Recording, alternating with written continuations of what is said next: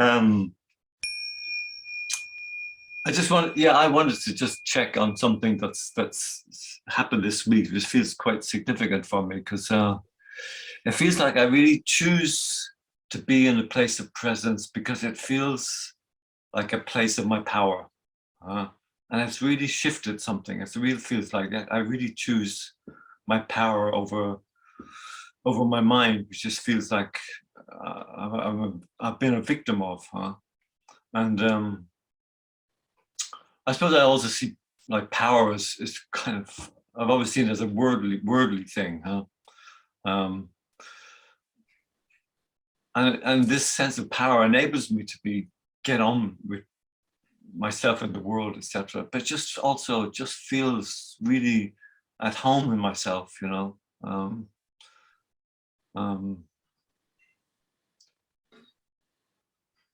I also realized that, like growing up a Catholic and my whole indoctrination into what God it wasn't a benevolent God. I don't have a sense of God being, you know, I don't feel drawn to that word God as something to aspire to or whatever. But this sense of power feels really feels very good, and I suppose I just wanted to check that out, that I'm not on some power trip or something. Yeah.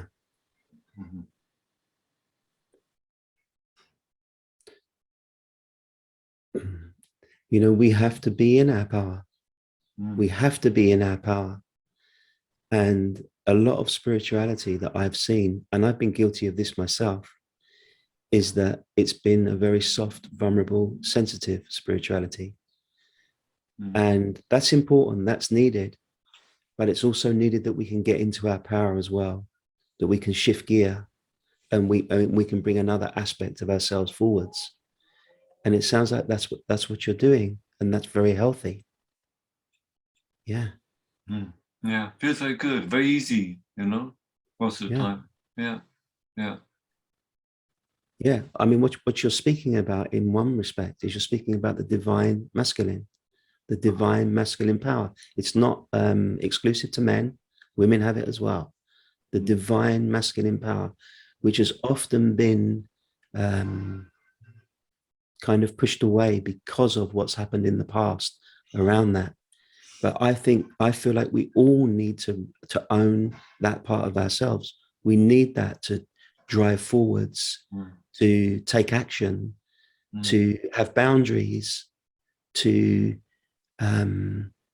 just have the energy and the focus to be able to move with our spirituality. So it sounds very, very good and very healthy to me. That's what I feel myself, yeah, but I just wanted to check it out, yeah. You know, and also with that energy, George, you will not be a victim with that energy, because people will not be able to kind of manipulate you, because you'll stand up, you'll have a strong boundary for yourself. And also what you're realizing as well here is that the power isn't outside of you. It isn't in some spiritual teacher. It isn't in some holy doctrine. The power is within you. And we have all got to find that. We've all got to say, yeah, there is this incredible power inside of me, which a lot of the time I'm not in touch with. And when I'm not in touch with that energy, I become weak. I become a victim. I become small. But the moment I find that power, boom, I'm back in myself. I've got a strength and a focus and a power within me. Now, but you asked something very good. You said something around, you know, I can't remember your exact words, but maybe about the potential to misuse it, because we all have that potential as well, to misuse the power. And we see that a lot, don't we, in the unconscious warrior energy, the unconscious masculine energy. But when the power is aligned with the spiritual, then it will not be misused. Then it will give you something very, very great. But when it is only aligned with the ego, when the power is aligned with the ego, then it is dangerous because it can be misused. This feels very disconnected to the ego, etc., and the mind. It just feels very, centered somehow in myself. I can feel that in you. I can feel that in you today. I can feel it in you. I can see it in you. And slowly I realized that my awakening seems to happen very quietly, kind of in the background almost. It takes me a little bit by, not surprised, but what's the word? Yeah, it's not a big kind of wow whoopee with all the bells and whistles, but it's slowly creeping up on me, and it's it's very, very, very lovely. Yeah. Because this presence, or this sense of presence, and you said it to Rosie last week, and it's true. It's not we're not always in presence, but yet we're always here. We're always. Yeah. So there's something even beyond presence, like you've always said. Yeah. Yeah. And you said something is. You said my awakening isn't sort of all bells and whistles. It's a slow graduation. So something is slowly deepening, maturing, becoming more established in something. And at the same point, something is watching that graduation. Right. That which is watching that graduation, that is here all along. That isn't maturing. That isn't developing. That's the same now as it will be in 100 years. The recognition of that is wisdom. The recognition of the maturation, the growth, the facing of one's shadow, all of that stuff. That is the path of love and embodiment. So both are happening, both are there. But when we have one without the other, something is missing.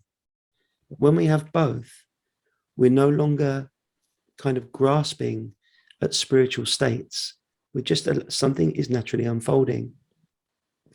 And something else, George, I've read a lot of the stories of the great saints and great mystics down the ages, and all of them had long periods of time where there was a feeling of being stuck, a feeling of almost like, come on, God, where's the next thing?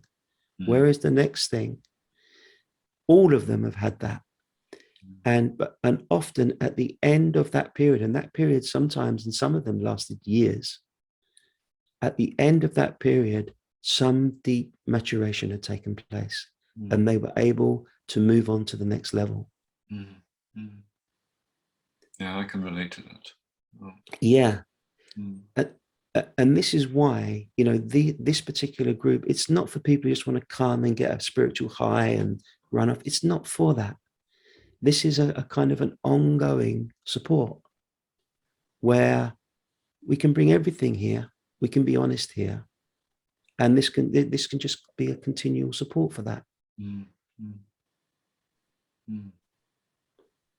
Yeah, I mean, the last 2 years have not been easy, and I really felt always a point where I just feel, just give up. I'm a failure at this. It's not going to happen, whatever.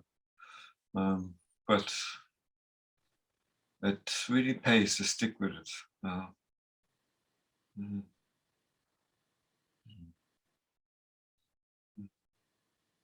And you've been, for me anyway, you've been a just great friend and teacher and all of this, I feel very blessed to have found you. You've been a great friend to me too, George. Thank you. Thank you for saying that, but I want to reciprocate it. You've been a great friend to me too.